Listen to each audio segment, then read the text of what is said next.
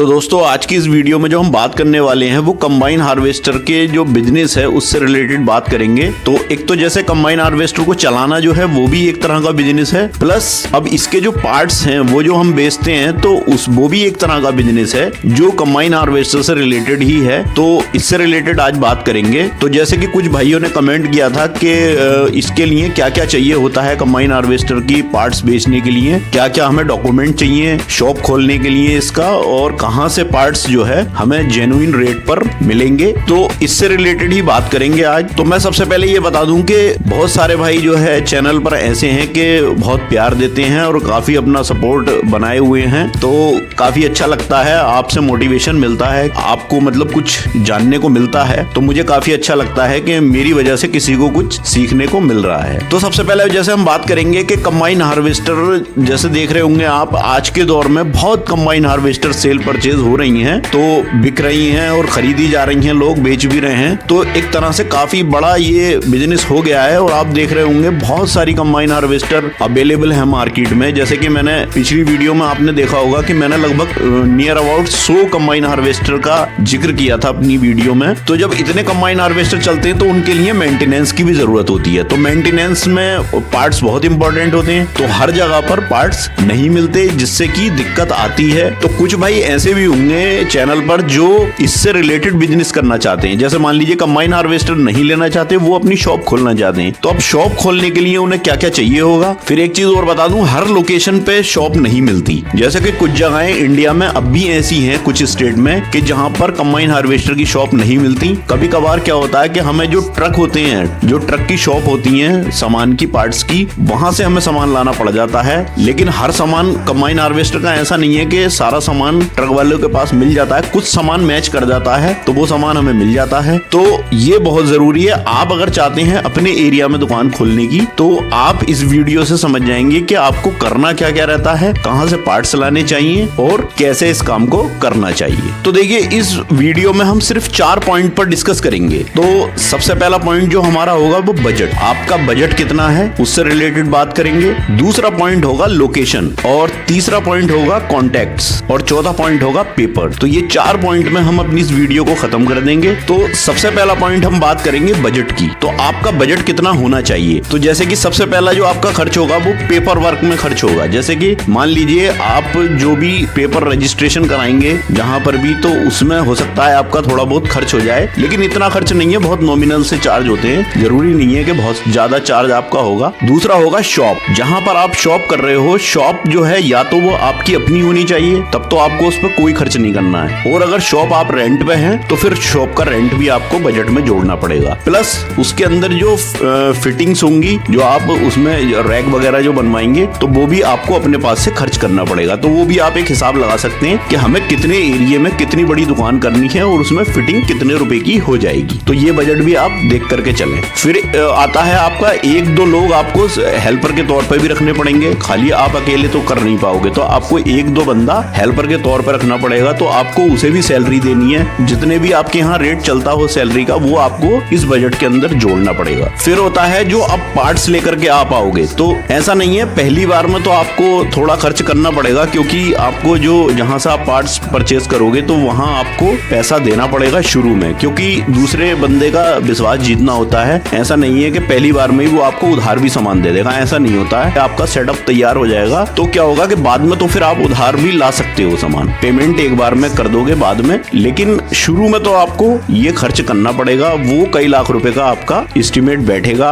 वो डिपेंड करता है आप कितने बड़े लेवल पर करना चाहते हो। जरूरी नहीं है कि छोटे लेवल पर भी आपको बहुत ज्यादा खर्च करना पड़ेगा। स्टार्टिंग में पहले तो आप एक तरह का वो बना लें कि किस बंदे को किस चीज की जरूरत है, कौन सा पार्ट्स ज्यादा बिकता है, उसी हिसाब से एक चार्ट जब आपके पास होगा तो वो आप वही सामान रखेंगे जो ज्यादा सेल होता है, बाकी का ला करके इकट्ठा नहीं करेंगे। फिर आता है ट्रांसपोर्ट चार्ज, मतलब उस सामान को लाने का चार्ज, आपका जाना, आप सामान यहाँ से लेकर के आओगे और वो सामान जो आप लेकर के आओगे तो इसका चार्ज। तो ये तो आपके सारे बजट की बात हो गई, मतलब इतना आपको इन्वेस्ट करना पड़ेगा इसके ऊपर। अब वो आप अपने हिसाब से देख लें कि आपको कितना बड़ा सेटअप करना है और कितना छोटा करना है। और जब आप बिजनेस कर रहे हो तो आपको इतना तो हिसाब लगाना पड़ेगा पहले से ही, क्योंकि बिजनेस का एक रूल है, आपको पहले से थोड़ा सा हिसाब पड़ता है, बिना हिसाब लगाए आप बिजनेस नहीं कर पाओगे। अब दूसरे पॉइंट की बात कर लेते हैं, लोकेशन। तो देखिए लोकेशन की बात मैं बता दूं, जैसे बहुत से बिजनेस ऐसे होते हैं जिनमें लोकेशन बहुत मैटर करती है कि बिल्कुल मार्केट में, मेन मार्केट में शॉप होनी चाहिए जहां पर भीड़ ज्यादा होती है, तो इस वजह से शॉप ज्यादा चलेगी वहां पर। देखिए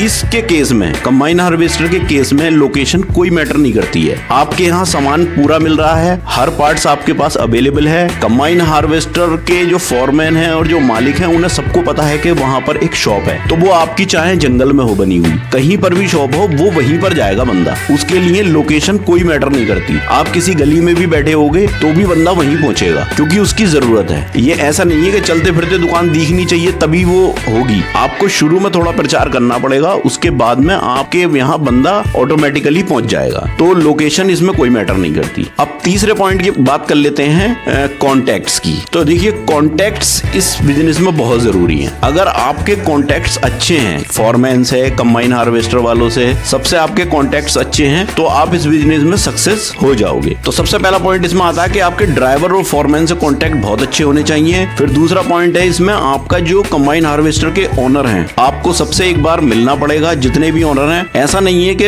आपको पता ना हो, आप अपने एरिया में आपको हर जगह पता होगा कि कहां कहां पर कंबाइन हार्वेस्टर हैं। और जब आप 2-4 लोगों से या 10, 15, 20 लोगों से भी मिल लोगे तो क्या होगा कि वो लोग और दूसरे अपने जानने वालों को रिकमेंड कर देते हैं, क्योंकि सबके कॉन्टैक्ट्स एक दूसरे से लिंक होते हैं। तो वो क्या होगा कि आपकी शॉप का प्रचार ऑटोमेटिकली फिर होने लगेगा। लेकिन उसकी कुछ शर्तें हैं, जैसे आपको सामान उधार भी देना पड़ेगा। आप इतना बजट अपना बना करके चलें कि ऐसा नहीं है आपको बिल्कुल नकद पैसे दे करके जाएगा। कंबाइन हार्वेस्टर वालों का ये रूल होता है, क्योंकि उन्हें भी नकद नहीं मिलते पैसे, तो आपको भी एकदम नकद पैसे वो नहीं देंगे। वो क्या करते हैं, पूरे सीजन में आपसे सामान लेते रहेंगे, अपने कंबाइन हार्वेस्टर में लगाते रहेंगे। जब उनका सीजन खत्म होता है तब इकट्ठा पेमेंट आपको कर देंगे। तो आपको महीना 15 दिन का उधार करना पड़ेगा। ये तो आपको इतना सहना पड़ेगा इस बिजनेस में, अगर आप करना चाह रहे हैं। फिर अगले पॉइंट है कि आपका रेट भी जेन्युइन होना चाहिए। ऐसा नहीं है कि कोई 200 रुपए की चीज है और आप उसको 1000 रुपए में बेच रहे हैं या 600-700 रुपए में बेच रहे हैं। इतना भी मार्जिन नहीं होना चाहिए, तो जिससे कि बंदा एक बार तो मजबूरी में ले जाएगा, लेकिन आपका रेगुलर कस्टमर नहीं बनेगा वो। क्यों? क्योंकि कंबाइन हार्वेस्टर वालों को भी रेट पता होते हैं, ड्राइवर फॉरमैन को भी रेट पता होते हैं, ये चीज कितने की है और आप उसे कितने की दे रहे हो। तो ये चीज बहुत जरूरी है कि आपको रेट भी जेन्युइन रखने पड़ेंगे। मतलब एक लिमिट है, हर चीज की एक लिमिट होती है कि इतने मार्जिन पे ही हमें बेचना है। तो क्या होगा, उससे आपके कॉन्टैक्ट्स अच्छे बनेंगे और वो लोग औरों को भी रिकमेंड करेंगे कि आप सामान वहां से लेकर के आओ, बहुत अच्छे जेन्युइन रेट लगाता बंदा। तो ये बहुत जरूरी है। फिर अगली चीज होती है कि सामान आपके पास सब मिलना चाहिए। ऐसा नहीं है कि जब भी कोई बंदा किसी टाइम आया आपके पास कभी कुछ नहीं मिला, कभी कुछ नहीं मिला। ये चीज आपके बिजनेस को डाउन कर देती है। इससे क्या होता है कि बंदे को फिर कॉन्फिडेंस नहीं आता कि पता नहीं उसके पास मिलेगा नहीं मिलेगा। तो फिर क्या होगा, वो एक दूसरी शॉप पर चला जाएगा जहां पर उसे ज्यादा सामान एकदम मिलता होगा, कि वहां सब मिल जाता है, तो बंदा वहीं जाएगा, क्योंकि उसका टाइम खराब हो जाता है। इतना टाइम इस काम में नहीं होता है। कंबाइन हार्वेस्टर वाले के पास इतना टाइम नहीं होता, क्योंकि उसकी कंबाइन हार्वेस्टर खेत में बंद खड़ी होती है और उसका टाइम वेस्ट हो रहा होता है। तो वो एक ऐसी जगह पर जाता है जहां एकदम सामान मिल जाए और वो ला करके उसे डाल दे, उसका टाइम खराब ना हो। तो ये चीज बहुत जरूरी है। सामान सब कुछ मिलना चाहिए आपके पास, जो भी चीजें होती हैं। फिर अगला पॉइंट आता है बिहेवियर। आपका बिहेवियर बहुत अच्छा होना चाहिए। आपका जो स्वभाव है वो अपने कस्टमर के साथ बहुत अच्छा होना चाहिए, तभी आप कस्टमर को जोड़े रखोगे अपने आप से। तो ये कुछ कॉन्टैक्ट्स की बात हो गई। अब बात कर लेते हैं पेपर वर्क की। तो देखिए पेपर वर्क में इतना बड़ा कुछ पेपर वर्क नहीं चाहिए आपको ये शॉप करने के लिए। देखिए आपको एक नॉर्मल सा, सभी के पास होता है, पैन कार्ड चाहिए होगा। अगली चीज क्या होती है, जीएसटी नंबर। तो देखिए जीएसटी नंबर बहुत इंपॉर्टेंट है इसमें। कोई भी बिजनेस अगर आप कर रहे हो इस तरह का, तो आपको जीएसटी नंबर लेना पड़ेगा। तो जीएसटी नंबर के कुछ रूल्स हैं, जैसे गुड्स पे अगर आप जीएसटी देते हो, जीएसटी नंबर ले रहे हो, तो आपका टर्नओवर लगभग 40 लाख रुपए का अगर है तो आप जीएसटी नंबर गुड्स के लिए लें। और इसी तरह से सर्विस है, अगर आप कोई सर्विस दे रहे हैं किसी को, तो आपका टर्नओवर 20 लाख रुपए होना चाहिए, तब आपको जीएसटी बहुत जरूरी है, मैंडेटरी है। प्लस आपको जो इंट्रा स्टेट आप सप्लाई कर रहे हो, मान लो किसी दूसरे स्टेट से सामान ला करके अपने स्टेट में बेच रहे हो, तो आपको जीएसटी नंबर लेना पड़ेगा। तो ये इस चीज में ये आ गया, क्योंकि आप दूसरे स्टेट से सामान लाओगे और अपने स्टेट में बेचोगे, तो आपको इंट्रा स्टेट सप्लाई आप एक तरह की कर रहे हो, तो आपको जीएसटी नंबर लेना जरूरी है। प्लस ऑनलाइन सप्लाई, अगर आप ऑनलाइन किसी चीज को बेचते हो तो भी जीएसटी नंबर लेना जरूरी होता है। तो अब मैं इसमें पहले पैसों की बात बता दूं जीएसटी के। तो देखिए जीएसटी, पहली बात तो जीएसटी नंबर का कोई चार्ज नहीं होता है वो फ्री होता है, लेकिन उसके लिए आपको ऑनलाइन अप्लाई करना होता है। तो अब ऑनलाइन जब आप अप्लाई करोगे तो आप तो नहीं भर पाओगे, तो आप किसी साइबर कैफे वाले से भरवाओगे तो उसमें आपका खर्च होगा। और अगर आप खुद से इतना जानते हैं भरना तो आप खुद से भी भर सकते हो। अब चाहे आप खुद से भरो या किसी साइबर कैफे वाले से भरवाओ, लेकिन आपको डॉक्यूमेंट इसके लिए क्या क्या चाहिए होंगे। तो सबसे पहले आपका Aadhaar card, PAN card, mobile number, email ID, passport size के फोटो, बिजनेस का नाम एंड एड्रेस और बिजनेस का एड्रेस प्रूफ, जो भी आपकी लोकेशन है उसका एड्रेस प्रूफ वो स्कैन करके रखें और 1 MB से ज्यादा की फाइल नहीं होनी चाहिए, ये इसमें मांगा जाता है। फिर है HSN नंबर या SAC कोड, एक तरीके का ये कोड होता है, एक तरह का बिजनेस कोड होता है ये। तो ये बिजनेस कोड आपको उसमें जब ऑनलाइन अप्लाई करेंगे जब भी आपको ये कोड मिल जाएगा कि आपका कोड क्या, आपका बिजनेस किससे रिलेटेड है, तो वो एक बिजनेस का कोड है, आप किस तरह का बिजनेस कर रहे हो तो वो आपको वही मिल जाएगा। तो ये चीजें इतनी मैंडेटरी हैं, ये आपके पास होनी चाहिए GST नंबर लेने के लिए। तो अगर आप खुद से अप्लाई कर रहे हो तो आपको कहीं कुछ नहीं करना है, आपको ऑनलाइन अपने सिस्टम पर गूगल खोल करके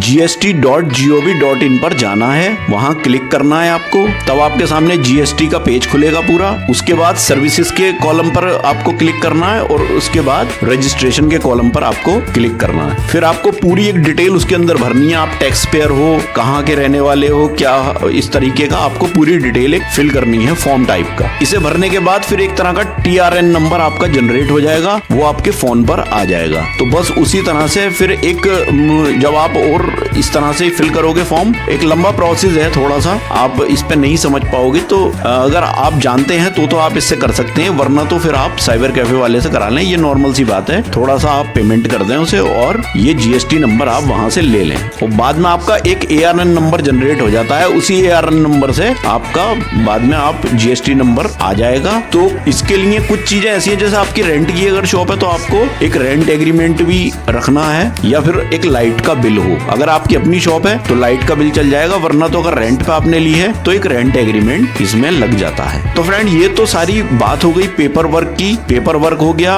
और बाकी बजट की भी बात कर ली हमने और कॉन्टैक्ट्स की भी बात कर ली और लोकेशन की भी बात कर ली। तो आई होप आप अच्छे से समझ गए होंगे और अच्छे से बिजनेस इसको कर सकते हैं। अब लास्ट में एक पॉइंट आ जाता है कि आप सामान कहां से लेंगे। तो देखिए कंबाइन हार्वेस्टर के पार्ट्स जो हैं वो मेन जो इसका हब है वो हब है नाभा पंजाब। तो आपको कहीं कुछ नहीं जाना है, आपको एक अच्छे मार्जिन पर और एक अच्छा थोक में अगर आपको सामान लेना है तो आप डायरेक्ट नाभा चले जाएं, वहां बहुत सारी शॉप हैं, आप वहां से सामान अपने हिसाब से परचेज करके ला सकते हैं और अपने स्टेट में बिजनेस कर सकते हैं। तो फ्रेंड्स आई होप कि ये वीडियो आपको पसंद आया हो, और वीडियो आपको पसंद आए तो प्लीज़ वीडियो को लाइक करें, ज़्यादा से ज़्यादा शेयर भी करें, और अगर आप मेरे चैनल पर नए हैं तो प्लीज़ चैनल को सब्सक्राइब करें। तो मिलते हैं इसी तरह की किसी नेक्स्ट वीडियो में, तब तक के लिए थैंक यू, बाय।